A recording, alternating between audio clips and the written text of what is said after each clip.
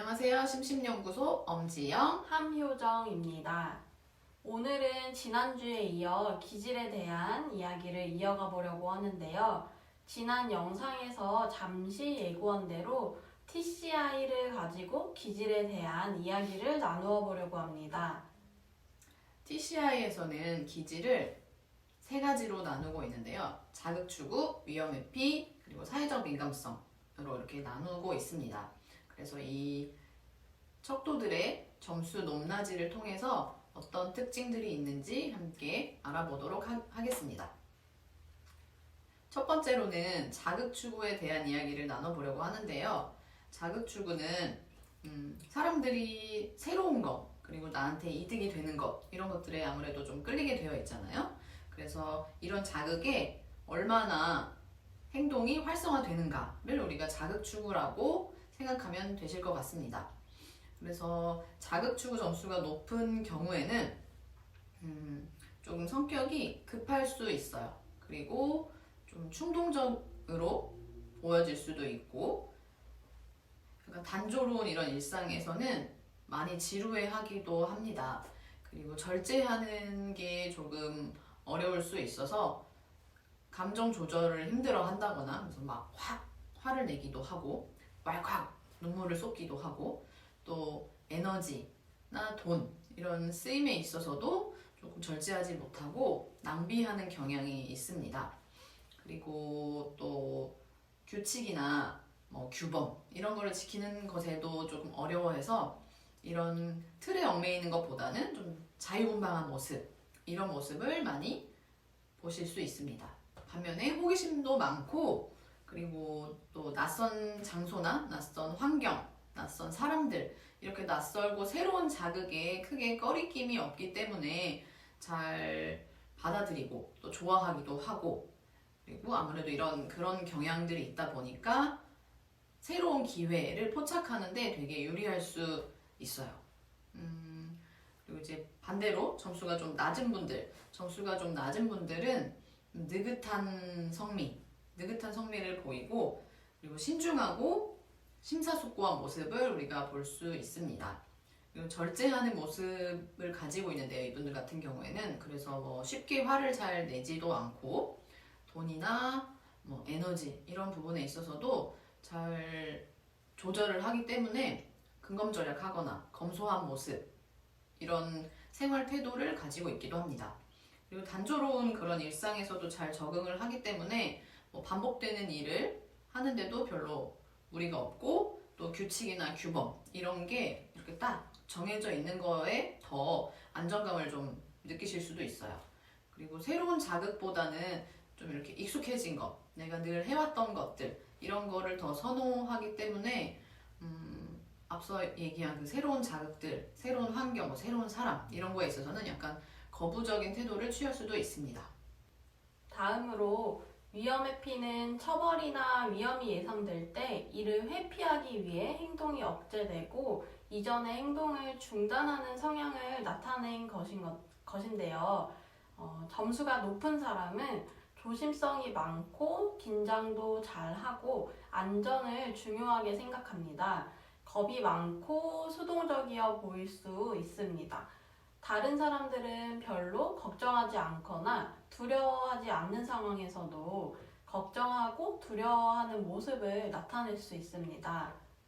불확실하거나 익숙하지 않은 상황에 대해서 불안을 느끼고 사회적 상황에서 위축되고 수줍어할 수 있습니다. 이러한 특성들로 위험을 미리 대비할 수 있다는 장점도 있지만 불필요한 걱정을 할 때도 있어서 단점이 되기도 합니다.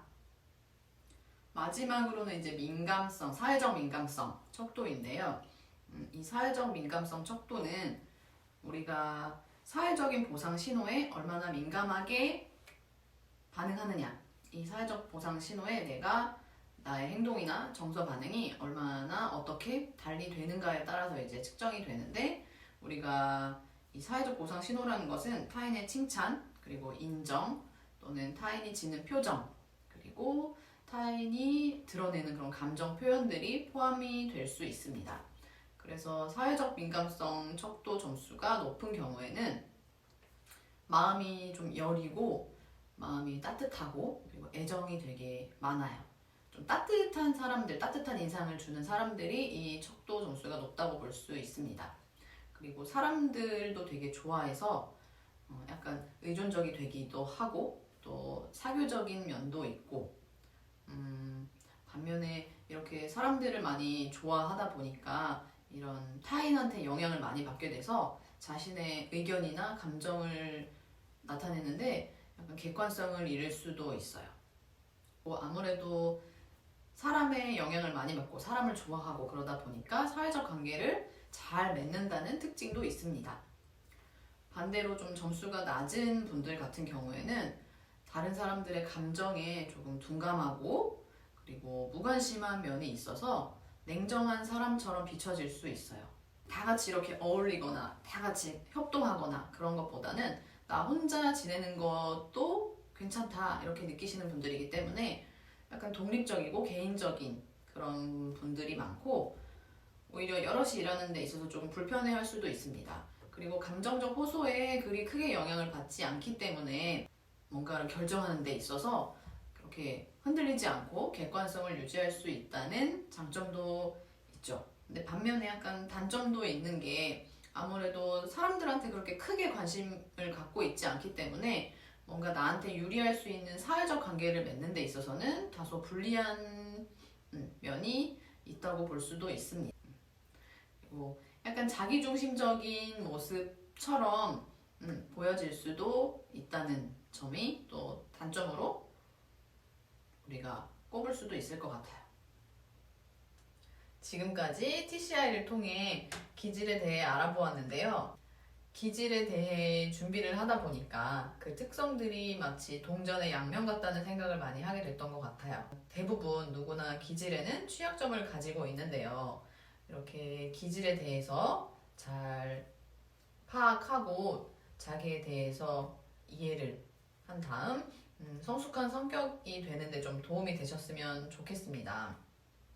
그런데 이번 영상만으로 다 이해하시기에는 조금 무리가 아마 있었을 것 같아요. 아무래도 이번 영상에 다 다루지는 못했지만 기질의 그 세 가지 척도, 자극추구, 위험회피, 사회적 민감성이 척도마다 또 개별적으로 다 하위 척도를 여러 개씩 가지고 있기 때문에 그것들을 그 점수들을 다 조합을 하다 보면 굉장히 다양한 기질이 나올 수가 있어서 아무래도 나에 대해서 조금 더 알고 싶다, 더 자세하고 정확하게 좀 알고 싶다라고 하시는 분들 같은 경우에는 전문가를 통해서 검사를 실시하시고 결과 해석까지 꼼꼼하게 챙기셨으면 좋겠습니다. 다음 영상에서는 또 이어서 기질과 관련해서 기질마다 어떻게 좀 양육을 하면 도움이 될 수 있는지 전달해 드리도록 하고 지금까지 심심연구소 엄지영 함효정이었습니다. 다음 영상에서 또 만나요.